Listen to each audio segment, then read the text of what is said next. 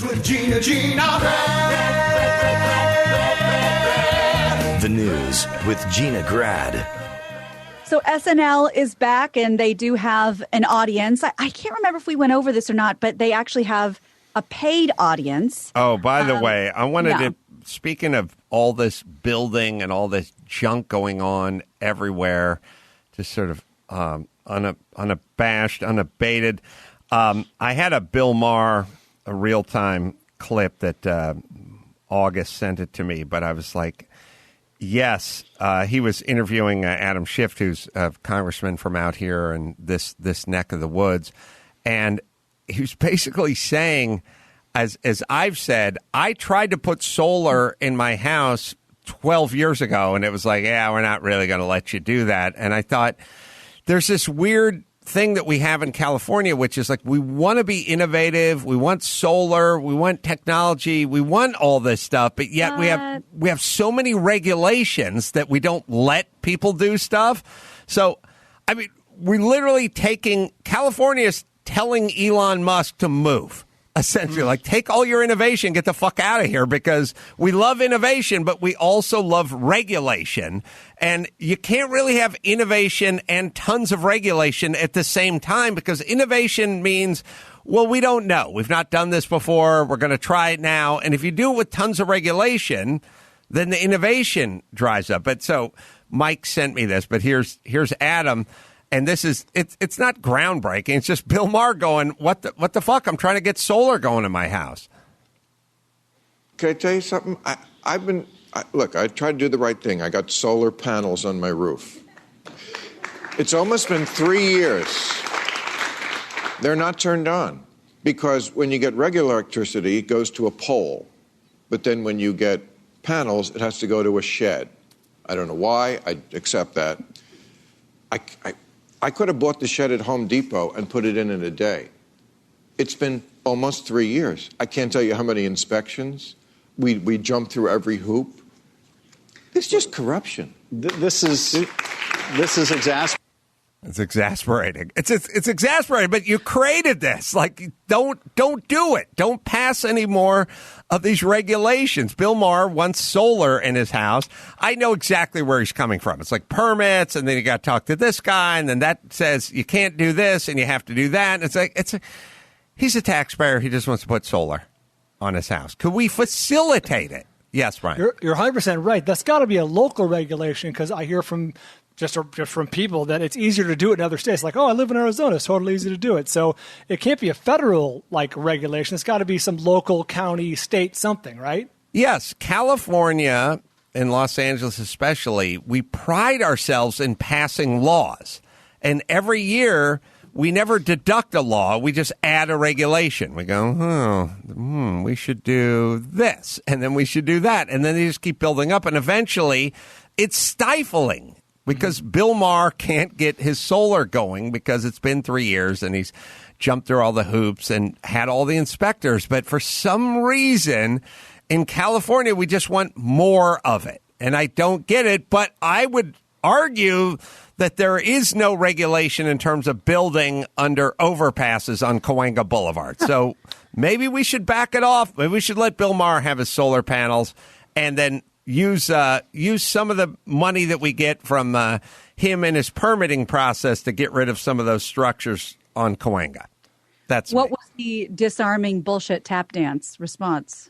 Oh, I agree with you. Well, the thing he's not in charge of local laws, right? So he'll pass the buck. He'll be like, yeah, we should blah blah blah. It'll be a lot of passing the buck, I imagine.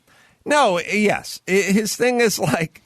Yeah, we got to get rid of, we got to help, we got to fix this. And it's like, right. It's like the politicians who've been in charge of the city for 50 years and the school system's failing. And they go, yeah, we got to fix that school.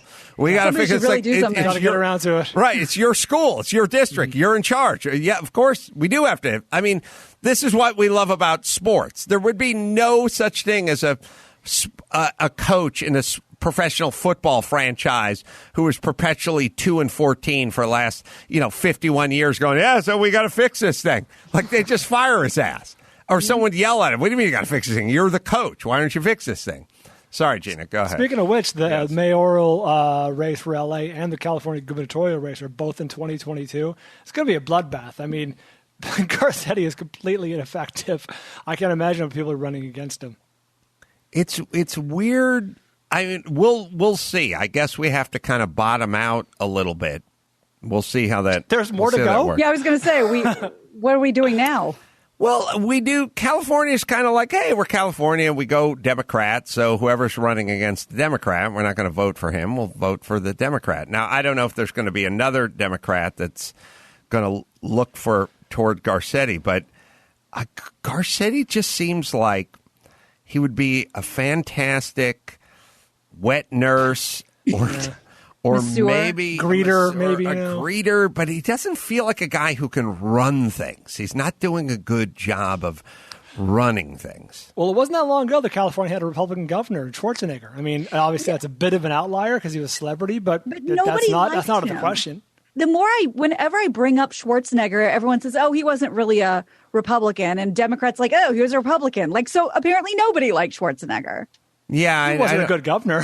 I think because of his Hollywood roots, he probably was trying to please everyone and be popular and think about what Schwarzenegger would have to go. So, like, the first thing you have to understand if you're going to be governor or mayor, it's like, if you're worried about being popular, fuck it, get out. Like, if you're worried about what the LA Times is going to say about you or the New York Times, you're fucked. Like, just, you have to have a armadillo skin and go, I'm going to do what I'm going to do, because everyone's going to say horrible things about you. All right, sorry, Gina, what were you talking about? So just a little Snapple fact about how SNL is getting away with having an audience. Oh, yeah. They are paid. So, because nobody's allowed to have just a regular old-fashioned live studio audience. Yeah, so you're basically paid as crew. And the first people who got their checks were very confused, on their way out. Like, what is this for? And I think they got like $150, for a standard day rate. So that's how they're getting around that. Maya Rudolph and Jim Carrey, of course, came back with more Harris and Biden on SNL over the weekend. Mike Pence's fly on the head incident took center stage, as I guess we sort of knew it would, with Jim Carrey doing a Biden impression of Jeff Goldblum. Here's a short clip of that. Being the fly. It's a bit heady. Yeah. That's why Joe turned into a fly. Yeah, but that doesn't explain why he sounds like Jeff Goldblum. God created dinosaurs. Dinosaurs became Republican. Republicans created Trump. Trump destroys God. Oh,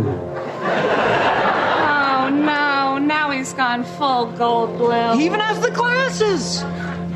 Apartments.com. The most popular place to find a place. No, yes, because life finds a way.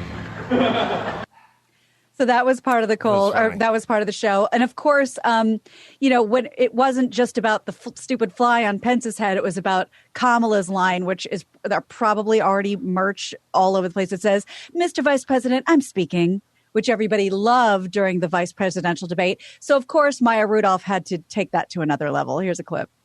This is what they do, Susan. They avoid taking any responsibility. We do not. Mr. Vice President, I'm speaking. I'm speaking. Well, I'm just but trying I'm speaking. to. Yes, but. But I'm speaking.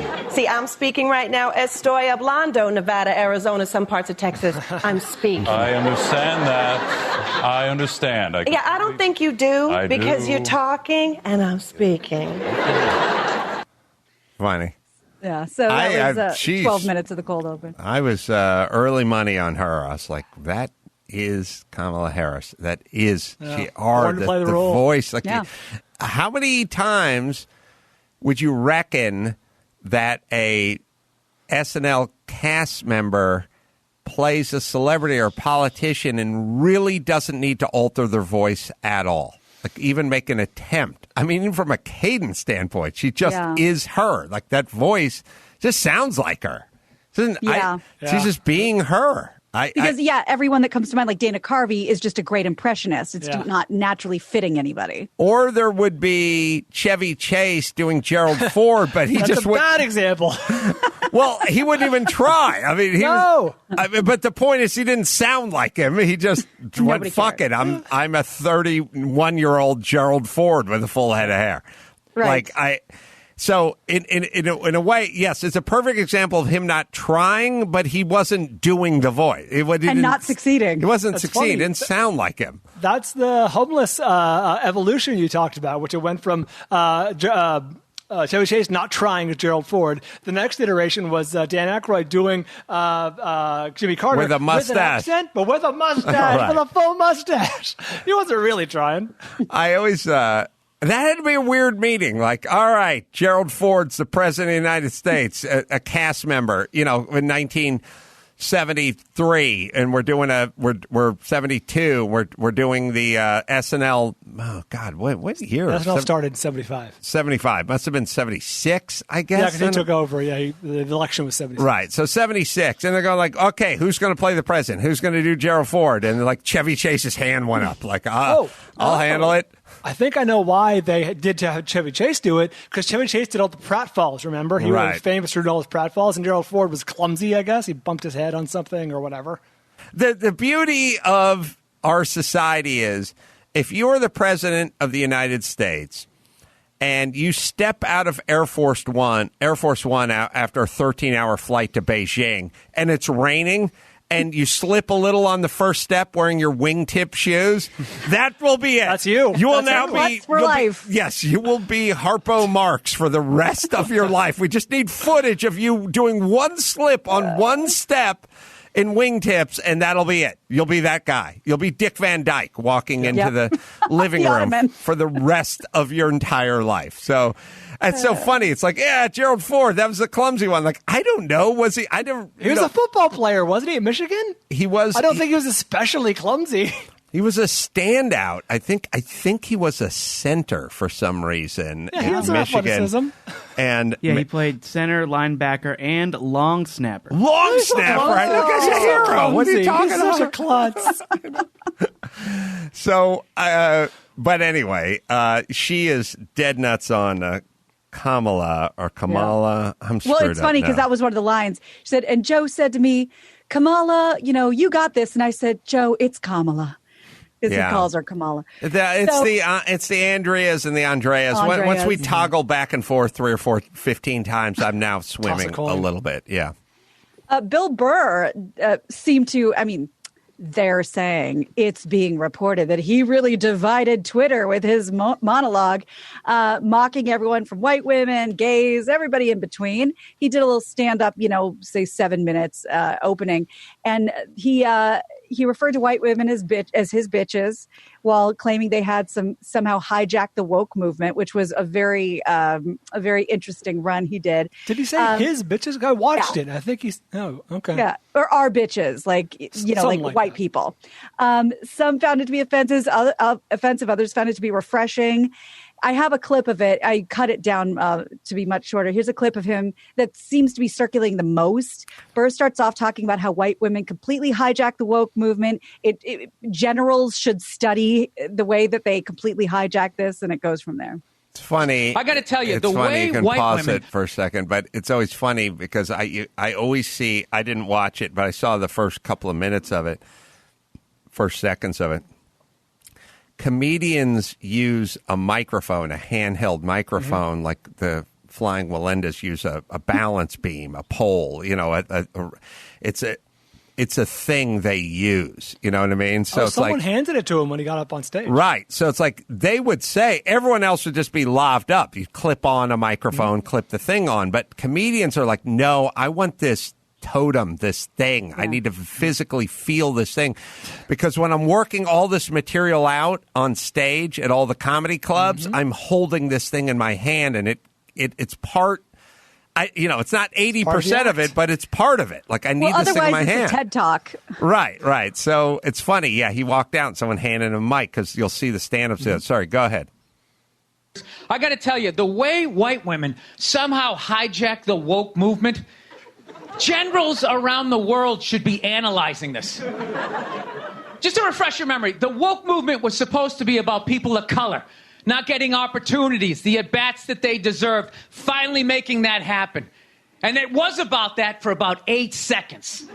And then somehow, white women swung their Gucci-booted feet over the fence of oppression and stuck themselves at the front of the line.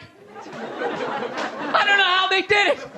I've never heard so much complaining in my life from white women. My life is so hard with my SUV and my heated seats. You have no idea what it's like to be me. Trash and white guys. The nerve. Where's the camera? The nerve of you white women. Where's the camera? Listen, I don't want to speak ill of my bitches here, okay? I don't. But let's go back in history here, okay? You guys stood by us toxic white males through centuries of our crimes against humanity. You rolled around in the blood money. And occasionally, when you wanted to sneak off and hook up with a black dude, if you got caught, you said it wasn't consensual. Yeah, that's what you did. That's what you did. So why don't you shut up, sit down next to me, and take your talking to. Bill Maher. Thank you. That's funny. Yeah, that guy's good. We love Bill Burr. I got to watch that thing. I didn't watch the whole thing yet. It wasn't his audience, so it didn't land probably as well as it would have one of his shows, but I thought it was really funny. Also, people are so weird now that if you bring up a subject, they're so tentative. People are they're like, I don't know Afraid if I want Is to. this, yeah. I don't know if I want it on record as me laughing to this thing. So you bring this subject up, and people are sort of chasing it with their sort of politically correct mind. You know, I always think about that story of me sitting around at Pebble Beach at the Quail with Chris Maxipata eating his caviar and whatnot, sitting at the table and sitting with the guys with the loafers, and the guy saying, you know, I had the Maserati 5300 or whatever. It was a convertible. I sold it for like 2.7, but now those things are worth 4.2, and I'm looking at another one, and I just said, this is what black people think white people talk about all day.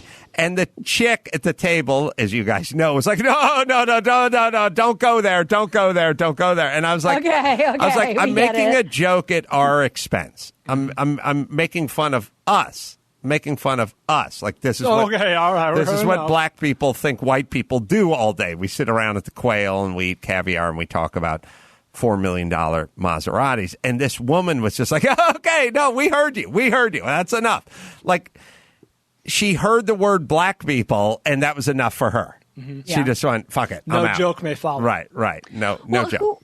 Who was the comedian? I can't remember now. It was an Indian comic we had on the show shortly after. Hi, how are you? Oh, sorry. Different Indian? Where he got his mic cut off in the middle of that college stand-up show. Right. Because he was talking about how hard it is to be gay. Right. You know, like, and the way he set the joke up, it was too third rail-y. They didn't even wait to hear the punchline. Right. If you hear, it's like the Department of Homeland Security. Like, you hear TNT, travel, duffel bag, and it's like, we're flagging this person. Like, I heard gay, Indian, black. I'm out. We're out. We're flagging it. We're flagging it because I heard these words. Right. Meanwhile, it's a comedian who's choosing those words. And who's on your side? It was Nimish Patel. Oh, okay. As Chris remembers it.